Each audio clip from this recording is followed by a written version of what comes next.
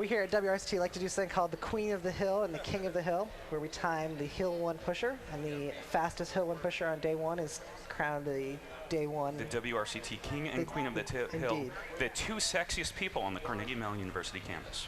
Okay, so we're 30 seconds away. You can see now on our CMU TV broadcast, our Hill 1 pushers, they're putting down the buggies right now. You've got KDR in lane 1 on the left-hand side, then SDC C and Spirit B.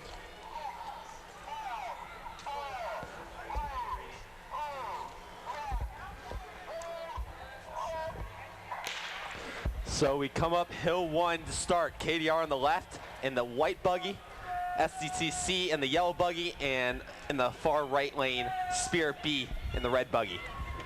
And they come up midway through the first hill. Looks pretty equal at this point as they get to the top of the first hill.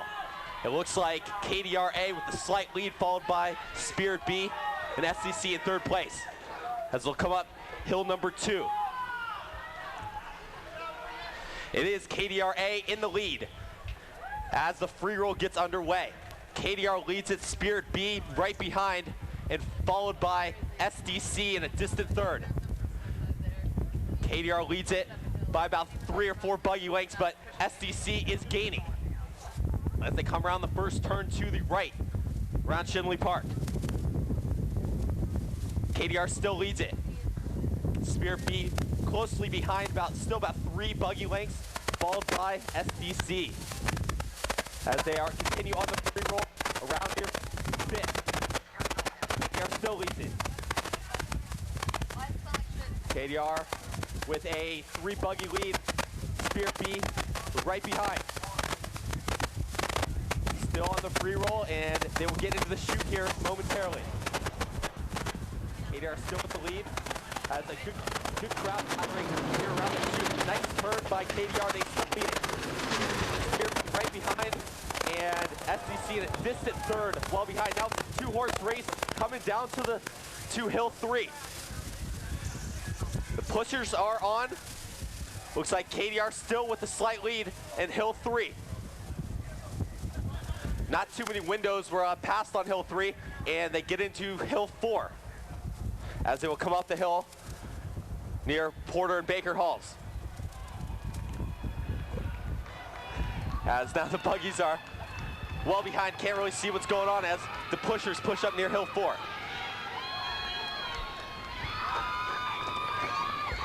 And now you can see him coming up the hill close to the corner of the library and hill 5.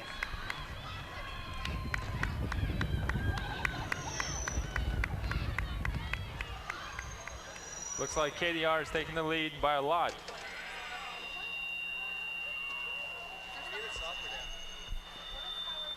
Looks like they have a really comfortable lead right now.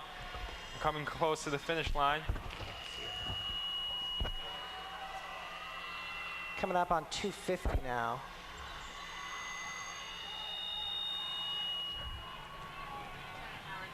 So KDR crosses line at about 254. Still waiting for SDC and Spirit now, coming in over the 3-minute mark.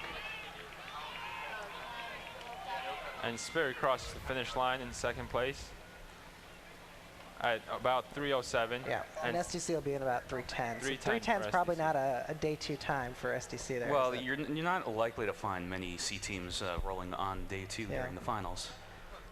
So there's 17 women's teams this year, and 6 make it to day 2? Yes, the top 6 women's teams make it to day 2 along with the top 10 men's times. At this point, WRCT should probably also with sweepstakes.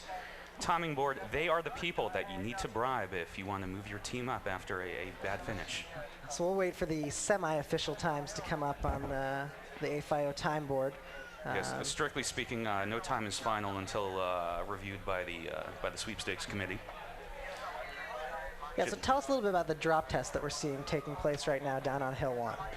Well, you want to make sure that the buggies are safe, that you don't kill the drivers, because the most important people here today are in fact the drivers.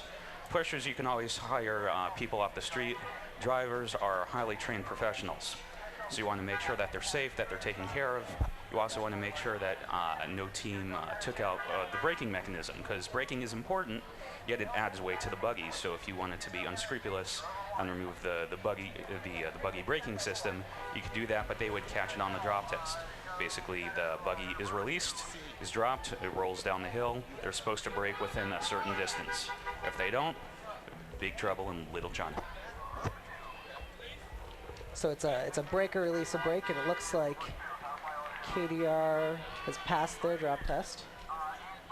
It's quite possible to have a successful finish and then fail the drop test and then get DQ'd as a result, which is a shame for everyone involved. No team wants to win because another team was DQ'd because of a drop test. And I think last year, if I remember correctly, there were a couple of high places in women's and men's that were DQ'd because of failed drop tests. I could believe that.